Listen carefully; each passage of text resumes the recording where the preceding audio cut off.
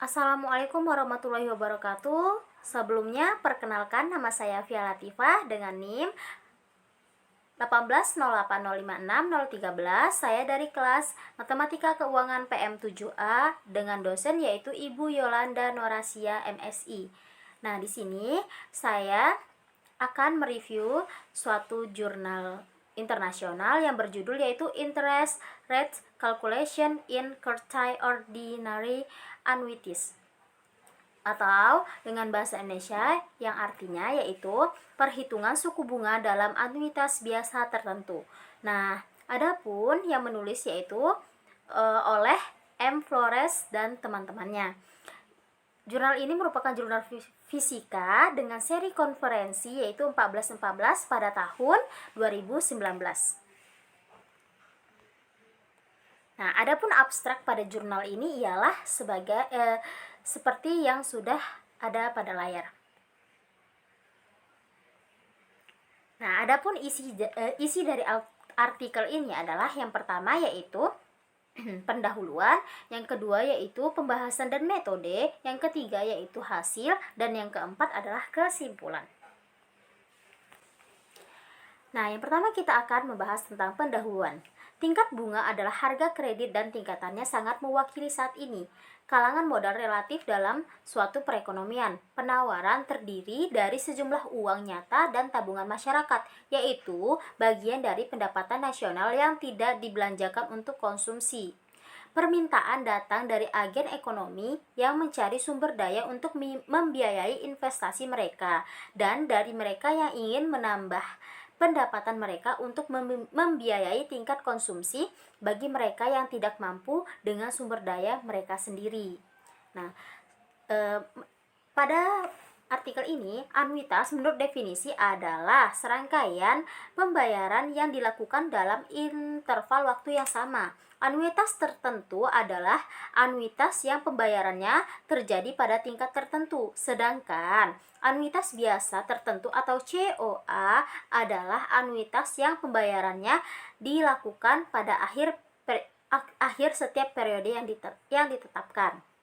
Nah, ini adalah fakta yang diketahui bahwa jika uang diinvestasikan atau dibiayai selama periode waktu dan pada tingkat bunga tertentu, itu menghasilkan keuntungan atau bunga. Kini, baik bisnis maupun akademis, ada beberapa alternatif untuk menghitung tingkat bunga tersebut. Nah, masalah utamanya adalah bagaimana tingkat suku bunga yang mengatur COA.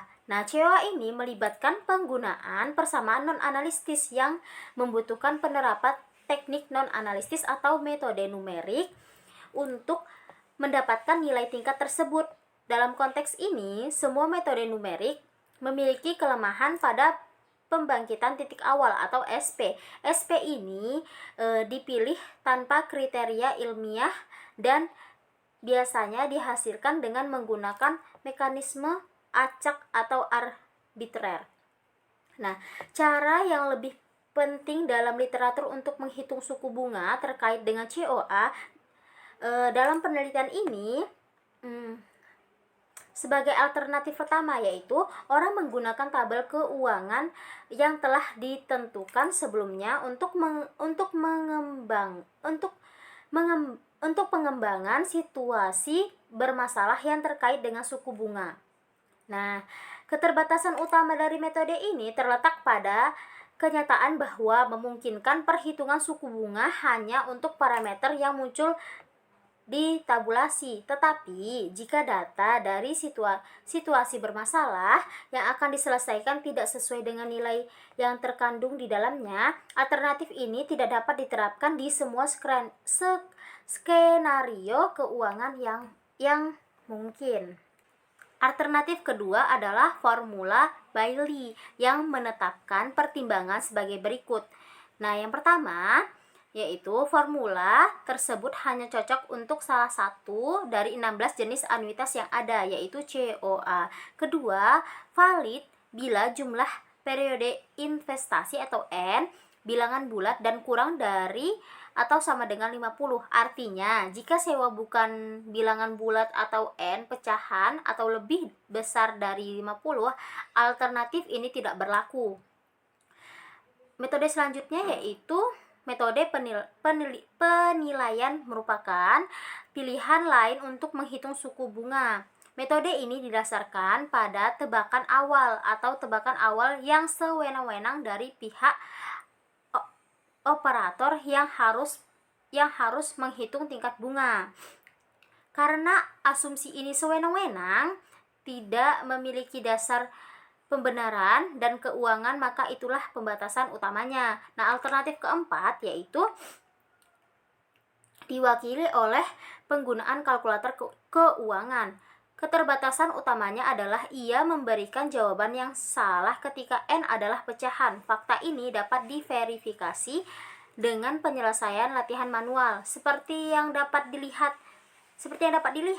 tidak ada metode atau model matematis yang memadai secara efisien dan efektif menentukan nilai suku bunga dalam COA. Nah, ini merupakan inti dasar dari masalah yang diajukan dalam penelitian ini. Nah, menghadapi kenyataan ini, dalam artikel ini diusulkan untuk menggunakan metode Hidriba yang terdiri dari persamaan baru atau model matematika baru untuk nilai inisial suku bunga dalam COA, dan metode numerik klasik yang disebut interpolasi linear atau LI. LI ini adalah LI yang merespon hal seperti ini. Ketidakpastian di mana perhitungan suku bunga dapat ditetapkan secara objektif dan pada waktu serendah mungkin. Metode LI membutuhkan dua nilai inisialisasi atau titik awal secara default dan yang lainnya secara berlebihan atau excess. Yang perlakuan untuk perhitungan tingkat bunga. Kontribusi utama dari artikel ini adalah generasi model matematika baru untuk perhitungan tingkat bunga terkait dengan COA. Nah, yang kedua yaitu pembahasan dan metode. Metode matematika yang mengatur COA diberikan pada persamaan 1. Nah, di mana pada persamaan 1 itu P-nya adalah nilai saat ini atau modal, A-nya adalah pembayaran per periode atau penghasilan, N-nya adalah interval waktu COA, dan I-nya adalah tingkat bunga COA. Nah, jika kita memisahkan sisi kanan persamaan 1, maka kita mendapatkan persamaan 2 seperti yang ada di layar. Nah, selanjutnya dari persamaan 2 itu jika kita sederhanakan maka memperoleh persamaan ketiga. Nah, persamaan ketiga menunjukkan struktur yang lebih sederhana karena interval waktu COA telah dibatalkan di kedua penyebut. Selanjutnya, persamaan ini akan dimodifikasi dengan menggunakan pengurangan aritmatika untuk menghasilkan persamaan 4. Nah, seperti yang ada di layar. Nah, selanjutnya yaitu dalam persamaan ini penyebut hanya menyajikan tingkat bunga yang memfasilitasi pembangkitan fungsi yang bergantung secara implisit. Persamaan 4 ditransformasikan dengan penerapan beberapa transformasi aljabar dasar untuk memperoleh persamaan 5. Dalam persamaan ini ruas kanan tidak memiliki penyebut. Nah, pada persamaan 5 ini ruas kanan tidak memiliki penyebut. Selanjutnya kita mendapatkan fungsi nyata yang variabel independennya adalah tingkat bunga yang menghasilkan persamaan 6. Nah, persamaan ini merupakan dasar untuk titik awal metode interpolasi linear. Nah, di mana F-nya adalah definisi yang domainnya bilangan real antara 0 dan 1. Nah, memperoleh model matematika untuk inisialisasi interpolasi atau nilai I-def dan I-x. Di sini nilai I-def dan I-x cocok dengan titik awal. Untuk mendapatkan SP, ini kami menggunakan elemen teori optimasi. Nah, penghasilan persamaan 7 di mana F aksen I atau turunan pertama dari FI. Jadi persamaan 7 ini adalah turunan dari persamaan 6. Persamaan 7 sangat penting untuk menghasilkan model matematika untuk menghitung tingkat bunga COA. Selain itu, jika persamaan 7 sama dengan 0 dan kami mendapatkan beberapa manipulasi aljabar, persamaan 8 dapat diperoleh. Persamaan ini mewakili model matematika untuk nilai secara default dari tingkat bunga, yaitu IDEF. Nah, di mana persamaan 8 yaitu IDEF sama dengan P per A pangkat 1 per N tambah 1 dikurangin 1. Perhatikan bahwa IDEF model matematika hanya bergantung pada parameter yang diketahui yaitu P, A, dan N. Kemudian untuk mendapatkan model matematis untuk menghitung nilai excess suku bunga atau IX adalah memungkinkan menggunakan konstanta baru atau K. Untuk IX perhitungan atau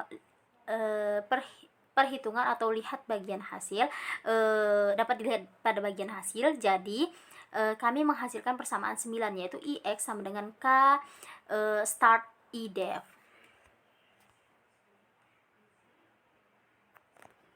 Nah, untuk 2.3-nya itu model matematika untuk metode interpolasi linear.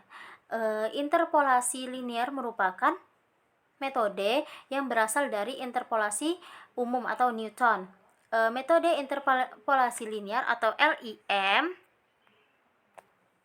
memungkinkan kita untuk menentukan pendekatan nilai yang tidak diketahui yang berada di antara dua nilai numerik numerik yang diberikan. Ini tidak diterapkan pada fungsi perkiraan di mana nilai f A dan FB diketahui dan kita ingin mengetahui salah satu dari nilai FI yang termasuk di antara dua nilai tersebut. LIM diatur oleh persamaan 10. Nah, untuk perhitungan tingkat bunga.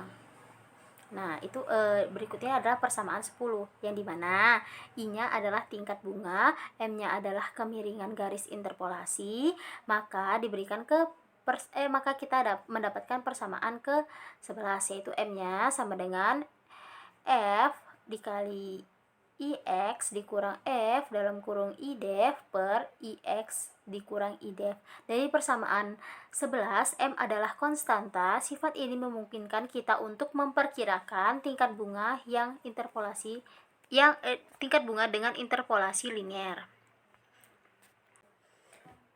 Selanjutnya yaitu hasil. Mendapatkan konstanta untuk perhitungan IX. Tabel 1 menunjukkan tampilan 2 definisi atau 2D parsial hanya 15 pengamatan tentang data yang digunakan untuk perhitungan K.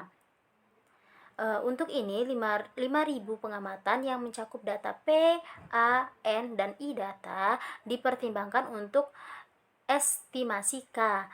Konstanta K adalah media aritmatika dari konstanta parsial yang diperoleh dengan menggunakan pengamatan ini. Nah, berikut ini adalah tabel 1 yaitu lembar data parsial untuk perhitungan K, yang dimana K-nya didapatkan yaitu 2,682793. Nah, kemudian persamaan 9 diubah menjadi persamaan 12. Ngubahnya cuman kita ubah tuh pada persamaan 9 kan IX sama dengan K start IDEF. Nah, pada persamaan 12 ini kita rubah K-nya karena K-nya sudah diketahui, maka kita mengubah K-nya menjadi 2,682793 begitu. Selain itu, tabel 2 menunjukkan tampilan 2D parsial atau hanya 15 pengamatan tentang perhitungan tingkat bunga dengan mempertimbangkan metode interpolasi atau IX, IDEF, dan linear. Informasi kuantitatif yang ditunjukkan pada tabel 2 adalah model berdasarkan bukti yang sangat penting untuk konfirmasi tingkat bunga yang dihitung dengan strategi yang diusulkan dalam jurnal ini. Artinya, dengan mempertimbangkan tingkat bunga yang diperoleh dengan teknik yang diusulkan dan I-data Presentasi kesalahan relatif dihitung menghasilkan nilai yaitu 1,98%. Hasil ini berarti bahwa nilai suku bunga real atau asli dan nilai suku bunga yang dihitung dalam artikel ini berada dalam korespondensi yang tinggi. Jadi, kita dapat mengatakan bahwa strategi yang diusulkan menunjukkan kinerja tinggi ketika suku bunga yang terkait dengan COA. Dengan cara ini, persamaan 12 adalah dasar-dasar yang menghasilkan dua titik yang diperlukan untuk interpolasi linear inisialisasi atau yang ke-12, persamaan ke-12. Nah, berikut ini adalah tabel 2, yaitu lembar data parsial untuk perhitungan suku bunga menggunakan LIM. Nah, jadi kesimpulan dari artikel ini, melalui artikel ini diusulkan strategi baru yang kuat yang menghitung nilai numerik awal untuk menginisialisasi teknik interpolasi linear yang digunakan untuk menghitung tingkat bunga yang terkait dengan anuitas biasa tertentu atau COA.